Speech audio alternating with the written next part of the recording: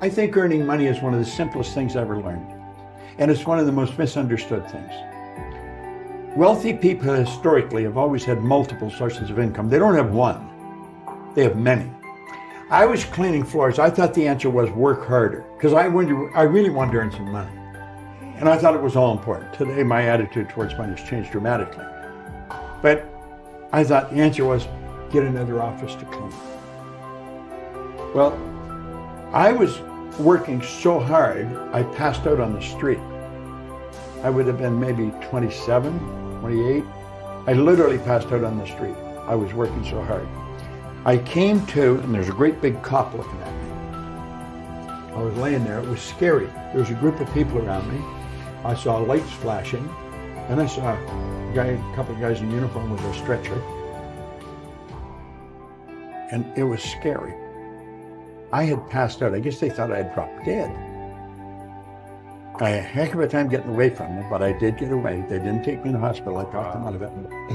I got away, and I got thinking, I'm not doing this right. Working harder, working more hours is not the way. No. Yeah.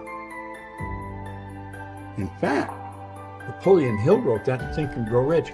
He said, if you are one of those people who believe that hard work and honesty alone will bring riches, perish the thought, it is not true. Riches, when they come in huge quantities, never come as a result of hard work. They come, if they come at all, in response to definite demands based upon the application of definite principles and not by chance or luck. So you got to find a demand and fill it, but you've got to follow definite principles to do it. In other words, it's got to be in harmony with the law. You got to give more than you get. If you're trying to get, forget it. Well, I got by myself and I thought, I'm doing something wrong. I was earning more money, but here I'm passionate. This is not normal. And it's like a little voice in my head said, if you can't clean all of them, don't clean any of them. So I got all dressed up. People now accuse me of sleeping in my suit. I wouldn't take a suit off. Didn't matter where I was. Because I knew the cleaners were tired, and I would go around. I got other people cleaning offices. And I knew pretty well where they'd be.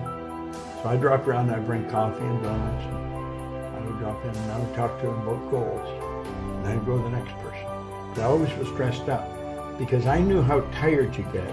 And if I was in working clothes, they'd expect me to help them so they could finish and go home. But when I had shiny shoes and a suit and shirt and tie, they didn't expect me to help them clean. So I'd go on to the next person and then to the next person. And that's when I started to open offices. I went from Toronto to Montreal, to Boston, to Cleveland, to London, England. Because we only have one problem in the whole world, and that's ignorance. They're living in ignorance. They don't know that what they're doing is going to keep them where they are. And they keep doing it because they don't know how to change. They're overwhelmed with the debt. People are saying, I need the money. They haven't got it. They want to take their family on a vacation. They don't have the money to go. So they may borrow it and go anyway. Now they got more debt. They have to understand that they don't have to live that way. I wrote a book called You're Born Rich. The truth is you are. Most people are just a little short of money, but you are born rich, rich in potential.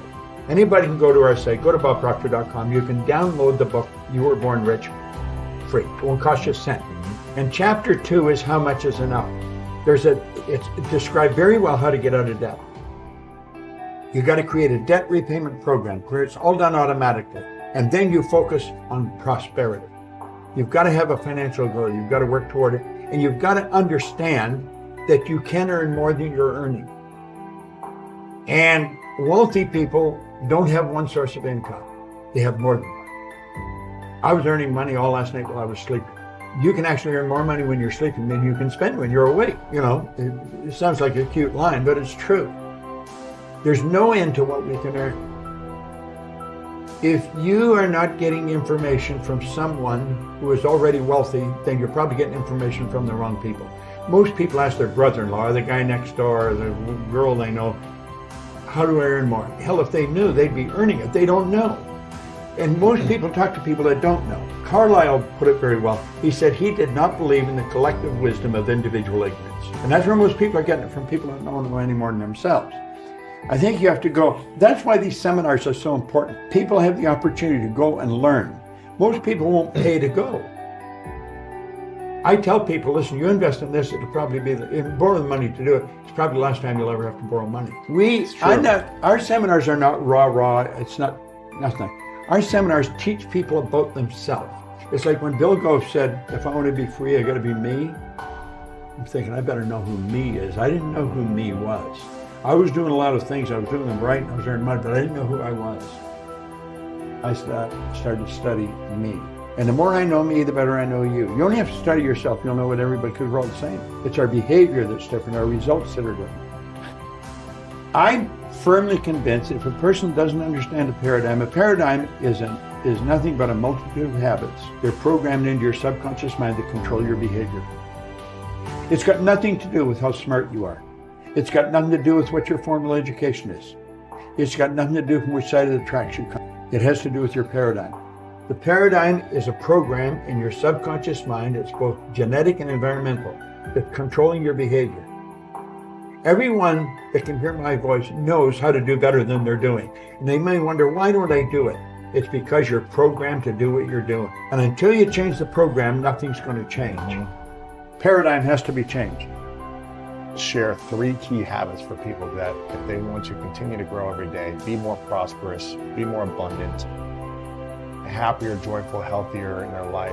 What are 3 key things, habits, everything, not talking about morning routine, but just overall habits every single day? What should people be focusing on consistently? You should study every day. Study. You should have a mentor. Someone that has already accomplished what they dream about.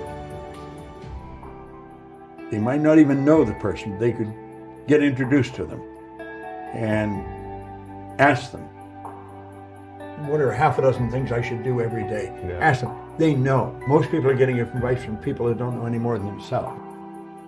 And the third one, you've definitely got to have a goal. And when you write it, you've already got it intellectually. So you operate intellectually, emotionally, and physically.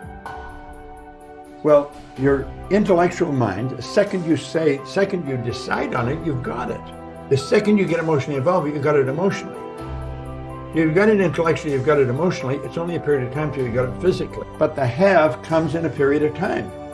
When a woman gets pregnant with a child, it takes 280 days. The husband doesn't come home a month later and say, come on, where is it? He waits, as James Allen said, as one who understands there's a gestation period. Where I come from, if you plant a seed for a carrot, it takes approximately 70 days for it to manifest. All physical seeds have a gestation or an incubation period. We know that now, but we didn't always know that. We weren't always aware. No one knows what the gestation period is for a spiritual seed, and an idea is a spiritual seed. But we do know that it operates by the same laws. And the laws of the universe are precise. They can be studied. They can be understood. We operate by law. Our life is governed by laws. Like we know it's going to get dark tonight. We don't wonder if it is. You know when the tide goes out, it's coming back. Winter never follows winter. We know these things. That's all an expression of law. Well, when we bring our life into harmony with the laws, we're going to enjoy more of life.